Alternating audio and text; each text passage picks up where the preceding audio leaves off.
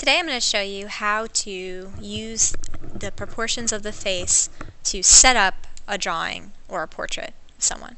And I'm just going to show you how to set it up. I'm not going to get into rendering any of the details, but if you set it up correctly and you put everything where it needs to go to begin with, or you have it mapped out, when you start getting into the value and the shading and depicting some of the subtle details, you're going to have a lot more of an easier time doing the drawing.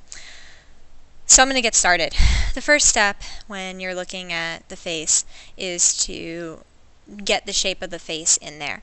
Now what I'm going to do is I'm also going to include the skull. I'm also going to go to the top of the hairline all the way to the bottom of the chin.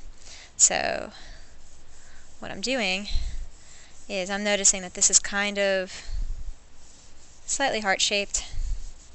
I'm actually looking at the plaster model carefully, and I'm just kind of getting the face shape in here all the way to where the top of the skull is. Now this is an estimate. Some of the hair is going to go out around it, but it's just going to get me started, and I'll be able to move forward with it as I'd like. Okay, now what I'm going to do is just for myself, a lot of time with symmetrical things I like to kind of have a line down the center. And now I'm going to map out a bunch of lines on this face that are going to help me with placement. Now, the biggest thing to learn is where the eyes go. We often put eyes in the wrong place when we do a drawing because of hair. We don't think they are as low as they actually are because hair covers a lot of our foreheads a lot of the time. Remember that you're calculating it in reference to the skull.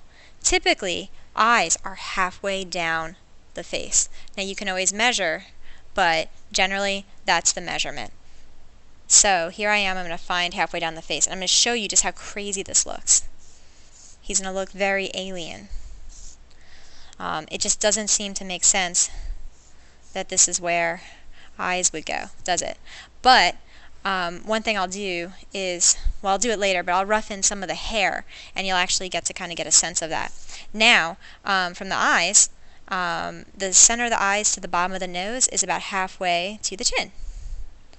And I like to draw the lines in first before I draw any of the features. And I know this seems like we're running out of room. I know it seems nuts, but just bear with me. It will make more sense as we get closer. The final thing I'm going to do is I am going to get the placement of the lips, and that's typically halfway between the bottom of the nose line. So this is lips, this is bottom of the nose, this is eyes. I don't recommend drawing that on your drawing. I'm just doing that here for a reference because you'll never be able to erase all those letters. So now, one thing I'm going to do is I'm going to put in the eyes. And the eyes are typically, you can probably very often almost get them 5 across. So if you actually look at one eye, the eyes are almost very often one eye width apart from each other. Depending on the view of the head, I mean this is straight on, you'll very often kind of get another one in there. But I'm just mapping this in.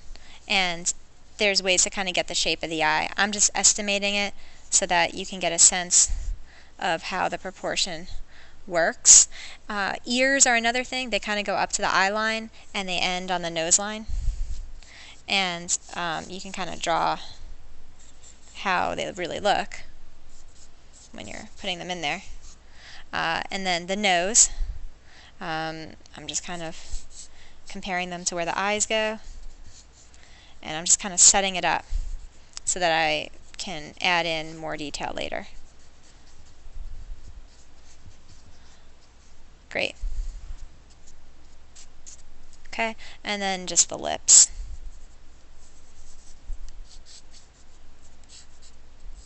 So the lips are going to go in here. And again, as I'm working, I can address anything about this that isn't seeming quite right as I draw. Now I'm going to, just to make it feel better, because typically the top of the head bothers people. That's always the hardest thing to teach with portraiture, is getting the sense of where the eyes need to go. So now I'm going to put in hair. This is the hair that's on figure, and this is usually where you start to feel better about it, because it starts to actually look human. We actually see the hair on the surface, and it is a big relief. So sometimes, if it really bothers you in the very beginning, maybe it's helpful to put a little bit of hair in. I don't do it because I usually like to make sure that the eyebrows are figured out, that there's room for them. But that's how we deal with facial proportions. From here, you can go ahead and make it more lifelike. However, when you are drawing it in the very beginning, it's important to be mindful of these proportional relationships because they're going to lead to a more realistic drawing of a face. Good luck!